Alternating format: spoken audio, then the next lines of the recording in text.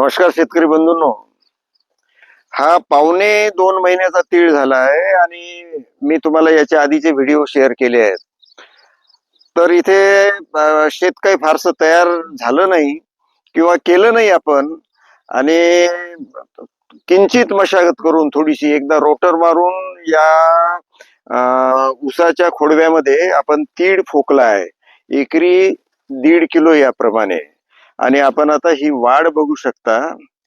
तर याला एकरी फोकल्यानंतर एकरी 1 पोत संयुक्त दाणेदार खत दिलं होतं.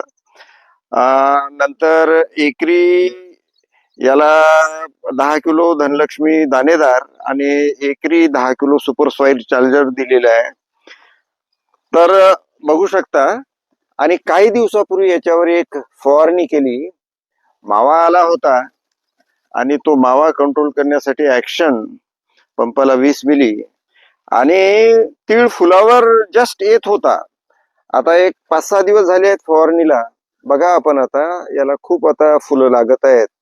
तर फुलासाठी पंपाला 20 मिली फोली बुस्टर अशी फवारणी केली होती.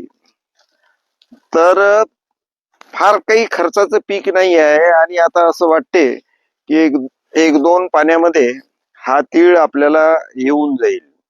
हलक्या जमिनीचं कमी पाण्यात नियोजन होणार असं हे एक पीक आहे. तर बॉर्डरला इकडून तूर आहे, इकडून जनावरांचा त्रास होऊ नये म्हणून आपण बॉर्डरला तीळ लावला. तर तुम्ही सुद्धा अशा प्रकारे बॉर्डर क्रॉप म्हणून किंवा सलग क्रॉप म्हणून तिळाचं उत्पन्न घेत चला. कारण हे सोपं पीक आहे.